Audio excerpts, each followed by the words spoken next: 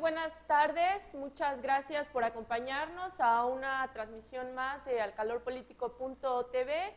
Esta tarde está con nosotros el doctor Víctor Arredondo Álvarez. Él es exrector de la Universidad Veracruzana, exsecretario de Salud.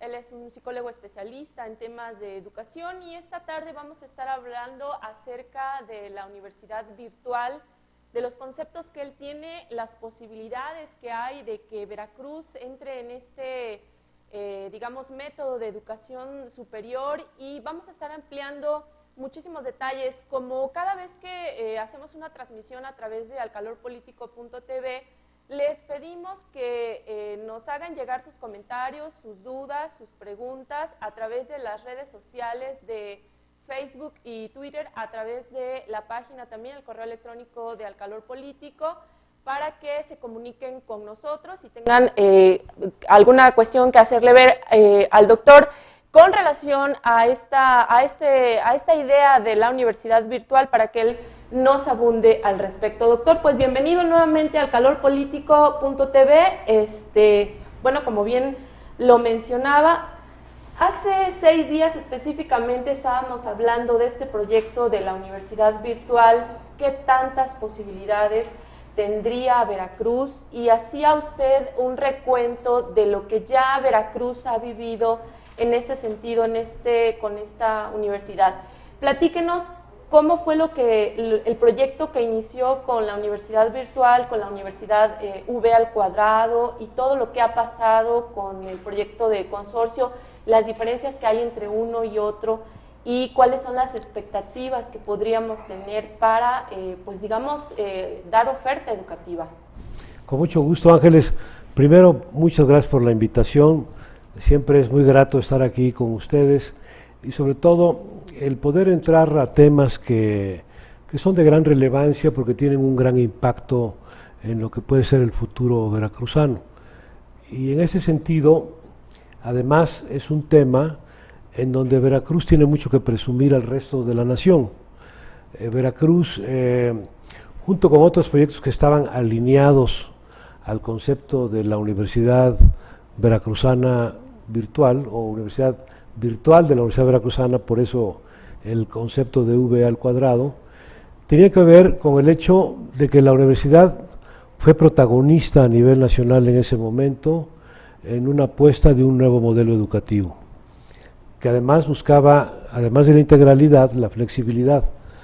Esto significaba lo siguiente, que todos los estudiantes de cualquier carrera de la Universidad Veracruzana tuvieran una formación común en lo que respecta a los fundamentos de su formación universitaria, que todo alumno, y respectivamente de la carrera, desde el espectro de Derecho hasta Ingeniería, Ciencias Políticas, tuvieran herramientas relacionadas con las habilidades del pensamiento complejo, que hay que desarrollarlas a través de procesos interesantes, no solamente de análisis de información, sino también de reflexión, razonamiento, que son cruciales para desarrollar el pensamiento crítico a partir de la información que uno recibe de todos lados, incluida la de los propios textos universitarios. Las habilidades digitales en el mundo actual, y Alcalor Político es un buen ejemplo, están mostrando que ya en el mundo del siglo XXI la virtualidad es un tema que está con nosotros en todo momento, y esperemos que sea en todos los rincones de una nación como la nuestra. Por otra parte, también el hecho de los idiomas, no solamente el inglés como se ha venido apuntando, idioma universal, sino también los idiomas relacionados con el pensamiento lógico-matemático, que es otra forma de expresar una comunicación. Y bueno, aquí lo importante era que nos dimos cuenta que todo este soporte tecnológico actual, las nuevas herramientas digitales, nos permitían llegar a ampliar la oferta escolarizada presencial de la propia universidad hacia el exterior. Históricamente, todos lo sabemos, en Veracruz como en otros estados de la República, existe una gran demanda de ingreso a las universidades públicas estatales. Ahora ya con el paso de los años son instituciones privilegiadas y bien posicionadas por su buena calidad académica. Esta división que se había armado en desventaja para la educación pública en relación a las universidades privadas, se empezaba a documentar que los soportes actuales de la universidad pública son muy amplios, tienen una gran fortaleza en la investigación, en la difusión y extensión de la cultura y sobre todo también en la calidad de programas que han mostrado su calidad a partir de procesos de evaluación y certificación externa. En suma, ya no es una universidad autodefiniéndose como de gran calidad, sino es una universidad donde la sociedad, con distintos indicadores y parámetros, la empieza a identificar como una institución de alta calidad. Y yo veo con mucho orgullo el trabajo que ha venido haciendo históricamente la Universidad Veracruzana para ubicarse y posicionarse en proyectos de alto grado de innovación, no necesariamente sin descuidar las tradiciones, y me gusta mucho, por cierto, el concepto que ahora maneja la universidad del equilibrio en tradición e innovación, porque no hay innovación que sea capaz y exitosa si no se basa en las fortalezas históricas tradicionales. Pero, en fin, la Universidad Virtual de la Universidad Veracruzana empezó como un proyecto altamente innovador. En ese momento solamente estaba el Politécnico Nacional, la Universidad de Guadalajara y algo de la Universidad de Colima y Guanajuato en proyectos de soporte ya de la virtualidad en la educación. Y la universidad vino con un proyecto muy interesante, muy innovador, que se pudo desarrollar a partir de la revisión de las experiencias en ese momento más, digamos, relevantes en la materia. Con el paso del tiempo, y eso lo comentamos en la ocasión anterior, estas entidades de educación virtual dentro de universidades de corte y de misión de educación presencial tienden a evolucionar de manera más lenta por una razón, porque la educación presencial y las demandas internas de mejor calidad en los servicios tradicionales, convencionales, empiezan a poner presión sobre el funcionamiento de los proyectos virtuales.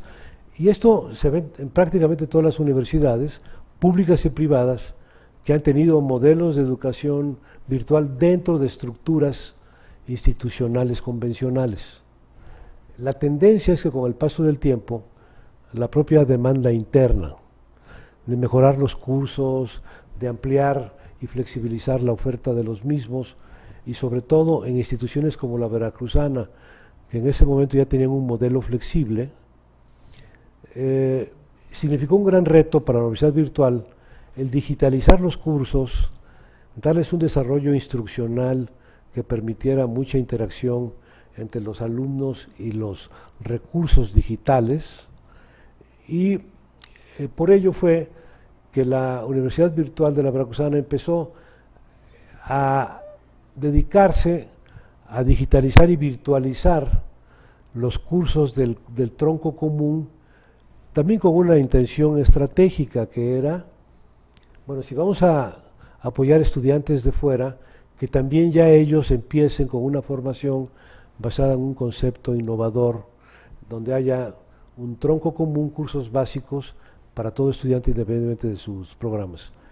Pero el mismo fenómeno lo vimos en la Universidad de Guadalajara, en el Politécnico, y esa expresión de volcarse hacia la población no atendida es lo que llevó a que en su impacto hacia afuera no fueran tan de tanto nivel como a su impacto al interior.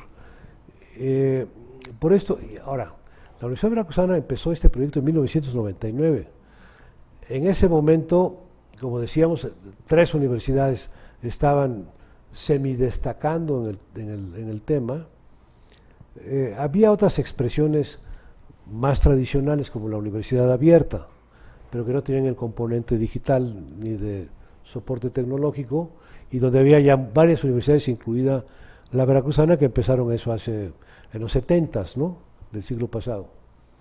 Pero concluyendo, en lo que es el proyecto de la Universidad Virtual, en Veracruz fue pionero, hizo cosas muy relevantes, y a final de cuentas, digamos, su limitante fue el haberse concentrado principalmente a la población escolarizada de la propia universidad. En 2004 presentamos el proyecto de la creación del consorcio clavijero, que en ese momento era la primera institución pública en México, un organismo dedicado al 100% a la educación virtual, con una connotación también muy innovadora. La idea de que el consorcio tuviera su propia entidad, su propia personalidad jurídica, pero que en ella involucraba la participación de instituciones públicas y privadas, con un concepto de sumar fortalezas académicas, compartir infraestructura tecnológica de aulas, y también población estudiantil no atendida a través de la educación tradicional. Hasta el 2009, en México, 5 años después, se desarrolló el concepto de la Universidad Autónoma, Universidad a Distancia, abierta y a distancia de México. Pero es a nivel federal, en la capital del país, 5 años después, y ahora, 6 años después, de 2009 a 2015, empiezan a revisar el concepto de un consorcio nacional que configure un sistema nacional de educación abierta y a distancia con la participación de todas las entidades federativas. Y esto tiene que ver con una noción muy importante. Para 2018, México, en su programa sectorial, se planteó la meta de llegar a una cobertura del 40% de los jóvenes de 20 a 24 años para ser admitidos o tener una oportunidad de estudios superiores. Estamos prácticamente llegando al 30%. Nos falta crecer un 10% y nos quedan 3 años. Esto no puede ser logrado a través de un enfoque de educación escolarizada. Tiene que darse necesariamente con la convocatoria de múltiples modalidades, entre ellas la educación virtual. En este momento, el gobierno federal está planteando el proyecto de que el Sistema Nacional de Educación Abierta y a Distancia se consolide con lo que ya existe en las entidades federativas, y las que no tienen esa modalidad está dando recursos y respaldos para que las creen. En ese sentido, Veracruz es pionero. Tiene esta instancia que es el consorcio clavijero, decíamos la primera entidad pública creada específicamente para ese propósito, y ahora viene la siguiente pregunta. Ante la convocatoria federal y el hecho de que habrá políticas, mecanismos de promoción y de financiamiento para consolidar este sistema y poder llegar a la cobertura de 40% de los jóvenes en educación superior, tenemos que revisar lo que está pasando en Veracruz. A mi juicio, el consorcio clavijero no fue bien entendido por la autoridad educativa que inició el sexenio de Javier Duarte. No entendieron la importancia, no consideraron que era un proyecto verdaderamente de corte estratégico, se descuidó. Prácticamente ahora el consorcio clavijero vive con sistema de respiración artificial, no tiene recursos, se desmanteló la gente experta que estaba dentro de este proyecto y ha quedado como un apéndice con existencia prácticamente artificial, en condición de enfermo terminal, cuando en el país se está haciendo la convocatoria de dar este impulso en este momento a esta iniciativa. Ese es el panorama en términos de los antecedentes. ¿Y podría ser el consorcio o la infraestructura, los recursos humanos calificados, como platicábamos, que se fueron a capacitar en su momento acerca de toda esta nueva tecnología para esta nueva universidad virtual, pudiera ser que con todo eso que se tiene ya, con todo el bagaje, que Veracruz pudiera retomar este esfuerzo, esta idea, este concepto para revivir a una universidad virtual? No solo es de poder hacerlo, sino de deber hacerlo, porque yo continúo interactuando y ejerciendo profesionalmente en el sector de la educación, ahora desde otra perspectiva, pero donde yo voy, en donde yo actúo, interactúo o presento ideas, todo mundo está consciente del elemento pionero de Veracruz en ese campo. Y a final de cuentas todo el mundo pregunta dónde está ese esfuerzo acumulado que venía del año 99 al año 2010. O sea, 11 años de trabajo, de preparación de gente, de soporte, de tecnología, de conectividad, de equipamiento, de miles de cosas que implica. Por ejemplo, el consorcio clavijero ya había llegado a tener casi 300 aulas clavijero en todo el territorio veracruzano, en donde participaban las universidades tecnológicas, los institutos tecnológicos, algunas universidades particulares que entraron con mucha fuerza en este tema. Y de eso, ahorita yo realmente me pregunto cuántas aulas de clavijero quedan en Veracruz. ¿Y por qué hago la pregunta? Porque el proyecto nacional que trae ahora el gobierno federal con la Secretaría de Educación Pública de crear este sistema nacional de educación a distancia se fundamenta en el hecho de desparramar por todo el territorio nacional aulas ubicadas en centros educativos, centros comunitarios, centros del proyecto que por ahí todavía queda algunos del iMéxico, el México conectado en las comunidades, que esa es la idea de regresar y ampliar la base de estas aulas que permitan que los jóvenes que no tienen acceso a una educación escolarizada puedan ahí tener el equipamiento, o ya actualmente muchos de ellos usar sus propios dispositivos de computadora, sean móviles o sean de otra naturaleza. Cambió la figura jurídica del consorcio clavijero, sí. ¿no? ¿Habría que regresarlo a como estaba? Mira, yo creo que si realmente se pretende un proyecto de primer orden para Veracruz en esta materia, significaría esfuerzos que no hay que olvidarnos de una cosa muy relevante. Antes de ponernos a hacer un gran proyecto con todas las implicaciones que esto lleva, y sobre todo en tiempos cortos, primero tenemos que consolidar lo que ya tenemos.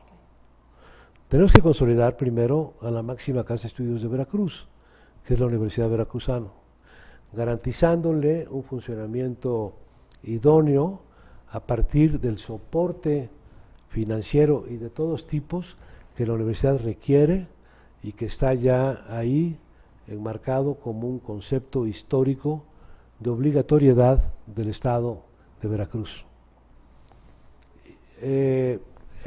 Porque ahí tenemos una institución fundamental. Tenemos el resto de las instituciones que configuran el sistema de educación superior veracruzano, como son las instituciones tecnológicas, de educación tecnológica, las normales, la Universidad Pedagógica de Veracruz, en fin, instituciones que hay que ayudarlas a consolidar porque ellas adentro de sus propios procesos traen muchas iniciativas, experiencias y casos exitosos de aportación a la educación virtual. Y también hay que recuperar el consorcio clavijero. Está en condición de enfermo terminal, habiendo sido un proyecto pionero a nivel nacional. Y que y los expertos y conocedores de la educación del siglo XXI reconocen y preguntan qué está pasando. Tuvimos un retroceso en ese sentido. Bueno, no solamente retroceso, yo diría que están, como decía, con oxígeno, respiración artificial, enfermo terminal. Doctor, ¿está usted vinculado actualmente con algún sistema de educación virtual? Yo tengo un organismo que se llama Villa Aprendizaje, en donde nos hemos dedicado, y utilicé el término de Villa Aprendizaje, recordando de que ya ahora en estos tiempos las aldeas globales son factibles si hacemos las cosas correctas y nos sumamos todos. Yo parto de la base de que el conocimiento, como muchos otros educadores, es el principal detonador de la prosperidad individual y colectiva. El conocimiento y la educación integral es la única solución para la supervivencia del planeta.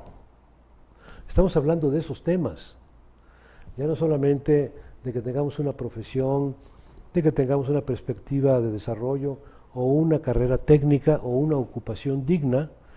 Todos necesitamos acceso a la información, acceso al conocimiento y la oportunidad de aprender toda la vida, a lo largo de toda la vida. Estos son elementos esenciales para una sociedad global donde es interdependiente cada vez más. Lo que sucede con el fenómeno del Niño en las costas de Perú impacta Jalapa, Veracruz, pero también tiene que ver con lo que sucedió en Australia, en las costas de Australia, como tiene que ver la pobreza de los países africanos con los fenómenos de migración al África, a Europa, el fenómeno de Siria con la migración a Europa, o la pobreza en determinadas regiones del continente americano con la migración a Estados Unidos. O sea, ya somos una sociedad totalmente interdependiente y las plagas o las enfermedades se transmiten a velocidades impresionantes, como también los fenómenos de la delincuencia organizada. Entonces, para realmente crear un hábito de vivencia sana, próspera, segura para todos en el planeta, tenemos que recurrir a la educación y a la colaboración. Y ello requiere financiamiento. Yo en algún momento escribí artículos bien sustentados sobre lo que significa, por ejemplo, la deuda externa en países en desarrollo, los altos costos que tiene el pago de esa deuda, que además se multiplican exponencialmente, y prácticamente hay países en el mundo, incluido México, en donde el 70% de lo que se hace se va para pagos de deuda y sus compromisos que se adquieren con los contratos crediticios. Esto tiene que dar un giro, porque lo que estamos haciendo es exportando riqueza de los países más pobres a los países más ricos y a los centros financieros, y lo que propuse yo fue una política de las agencias financieras internacionales que reduzcan los pagos de deuda, convertirlos en bonos para el desarrollo comunitario. Si no resolvemos el desarrollo local en las comunidades de mayor necesidad, mantendremos los problemas que hoy ya hacen prácticamente la vida muy compleja en el planeta Tierra. O sea, estamos hablando Si no tenemos desarrollo local, vienen problemas de desintegración familiar, vienen problemas de desertificación y finalmente se reproducen los suelos en donde la delincuencia, la violencia, el narcotráfico, las adicciones son el terreno fértil y esto va impactando a todo. Entonces yo creo que ya ha habido muchas voces, sobre todo recientemente, que están diciendo, a ver, volteemos y recompongamos las cosas. Sé que ya me fui un poco más allá de donde estábamos, pero a lo que quiero llegar es, sí es fundamental acumular iniciativas de todo tipo para aportarle a este tema. Y mi trabajo actual en Villa Aprendizaje tiene que ver fundamental y exclusivamente con dos terrenos: capacitación de profesores en activo y apuntalar mejores recursos didácticos en el salón de clases para los jóvenes y a los estudiantes. Es lo que hago actualmente en Villa Aprendizaje.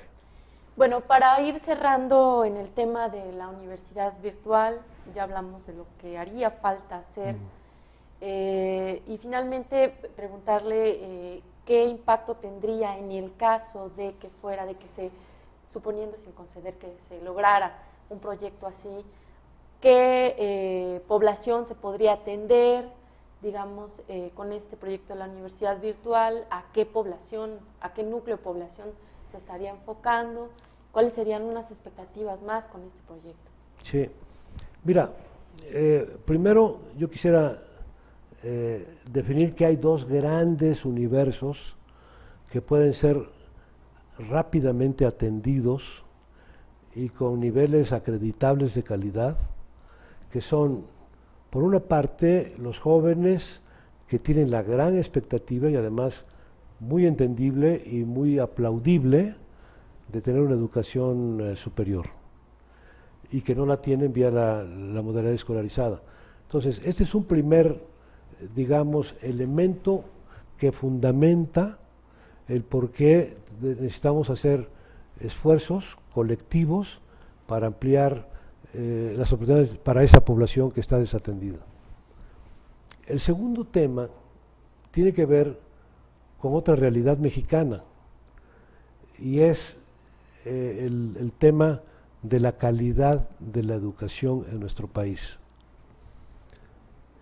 Tenemos actualmente una reforma educativa que lleva 3 años, impulsada por el gobierno federal, que desgraciadamente se ha concentrado en 2 pilares y lo ha hecho prácticamente de manera lineal, no paralela y simultánea.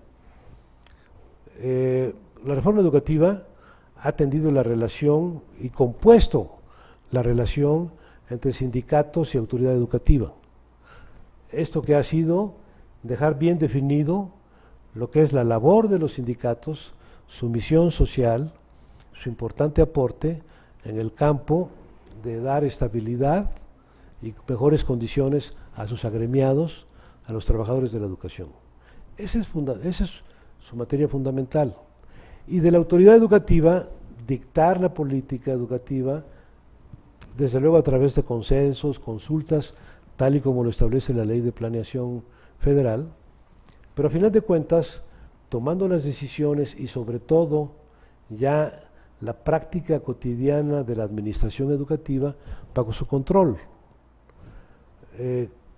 Hoy puede haber mejores elementos para que la contratación de maestros la haga la autoridad educativa y no el sindicato, el otorgamiento de plazas y luego cuidar todas estas irregularidades que existen, tanto en la autoridad como en los sindicatos, que tiene que ver con ventas de plazas, herencia de plazas, etcétera, etcétera.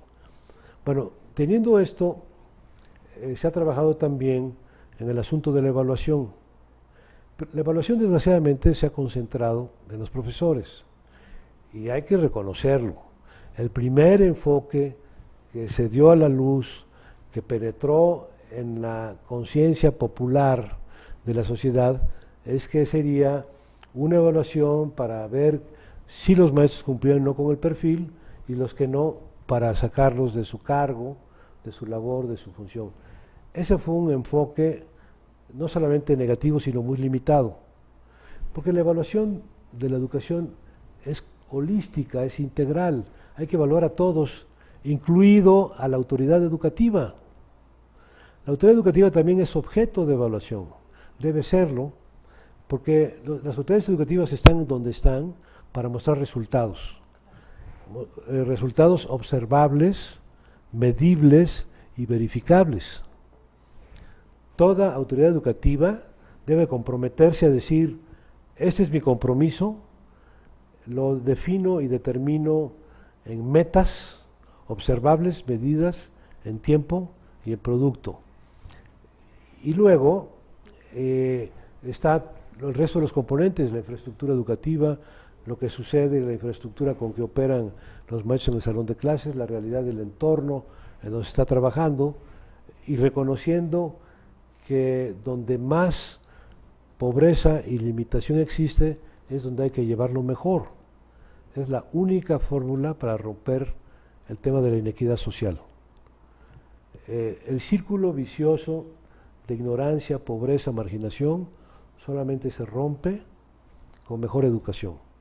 Y debemos hacer el esfuerzo de llevar la mejor educación. Por eso tiene mucho sentido el tema de la tecnología, porque esta puede llegar más fácilmente que creando escuelitas de las que nos hacen falta, invirtiendo en espacios, en condiciones, en maestros, en personal, etc. Un aspecto para que haya equidad con las tecnologías es desde luego la conectividad.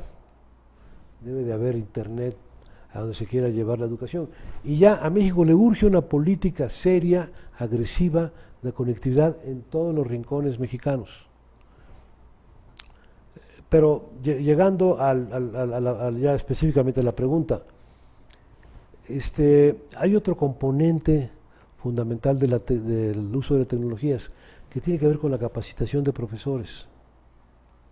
¿De qué nos sirve sacar exámenes cada año, cada 2 años, cada 3 años, que vuelven a repetir la información de que un tal porcentaje no cumple con el perfil de docente, si no hacemos nada al respecto? La reforma educativa hasta ahora no ha hecho una acción evidente, objetiva y de impacto para mejorar la calificación de nuestros docentes, porque los maestros que tenemos son nuestros maestros, son los que tenemos, y ellos hay que ayudarlos a que se profesionalicen, que tengan mejores habilidades, competencias, conocimientos y que tengan mejores condiciones de trabajo. O sea, es la única manera es como si yo quiero ir a transformar una institución y me traigo a todo mundo de fuera para mejorarla.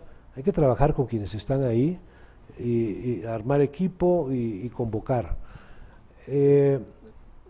Viene ahora un nuevo programa, está en ciernes, va a entrar al 4.º año de gobierno, el gobierno federal actual, que es probablemente, estoy anticipando alguna información, a través de un consorcio de instituciones de todo tipo, instituciones académicas, que se sumen al esfuerzo de acercarle oportunidades de calidad a los profesores en ejercicio, en su lugar y con soporte de tecnología, para que puedan capacitarse, mejorar su desempeño, sus perfiles y de paso, bueno, cumplir con los criterios de evaluación y lo más importante, impactar de mejor manera el aprendizaje de los alumnos. Entonces, ¿a dónde voy?